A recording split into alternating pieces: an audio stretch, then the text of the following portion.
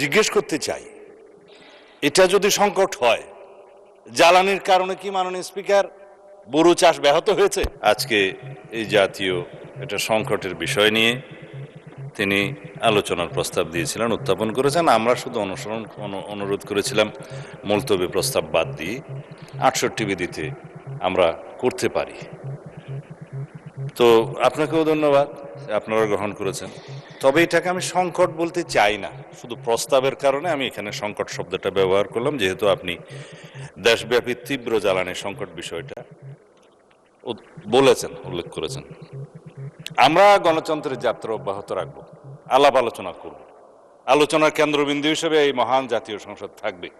জাতীয় সংসদের বাইরে কোনো জাতীয় গুরুত্বপূর্ণ ইস্যুতে আলোচনা হোক, সেটা আমাদের কাম্য নয়। যদি সেরকম কোনো পরিস্থিতি সৃষ্টি হয়, সেটা অন্য বিষয়।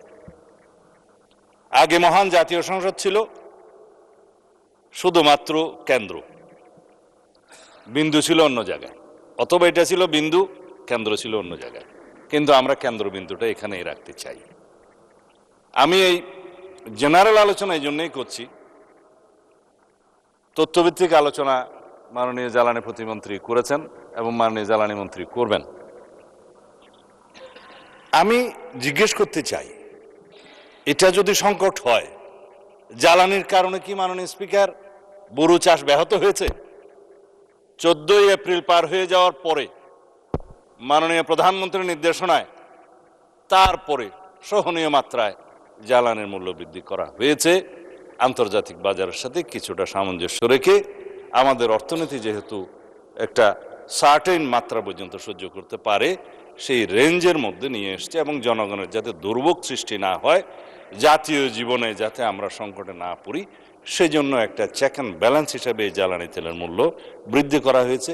কোথাও 15 টাকা, কোথাও 20 টাকা, কোথাও 25 টাকা।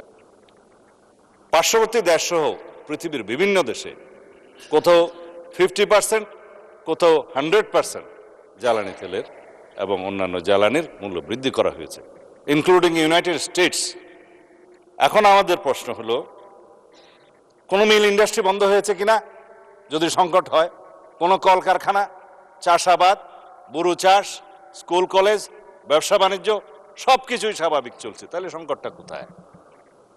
হ্যাঁ, যে সমস্ত বিষয়ে প্রশ্ন উত্থাপিত হয়েছে, কোথাও কালোবাজারি হচ্ছে, কোথাও মজুদ হচ্ছে, কোথাও ধরা পড়ছে, কোথাও পাচার করার বিষয়ে কথা উঠেছে। হ্যাঁ, স্বরাষ্ট্র মন্ত্রণালয়কে অনেকে অঙ্গুলি নির্দেশ করেছে, কি করছে? এগুলো যে ফাইন্ড আউট করলো, এগুলো তো স্বরাষ্ট্র মন্ত্রণালয়ই করেছে। এটা র্যাব করুক, পুলিশ করুক, অন্য বাহিনী করুক, বিজিবি করুক, স্বরাষ্ট্র মন্ত্রণালয়ই তো করেছে। পুলিশের কাজ তো আর জ্বালানি মন্ত্রণালয় করতে পারে না। কিন্তু যেখান থেকে এগুলো উদ্ধার করা হয়েছে, এ সমস্ত মজুদকারী বা কালোবাজারি অথবা অনলাইনে তেল কালোবাজারের যে চক্র, এ বিষয়ে যদি কথা বলতে চাই, একটা ভালো অ্যাটমসফিয়ার বজায় রাখার জন্য আমরা কেউ কোনো রাজনৈতিক দলের কথা বলবো না। কারণ কালোবাজারির পরিচয় কালোবাজারি, দুষ্কৃতিকারীর পরিচয় দুষ্কৃতিকারী।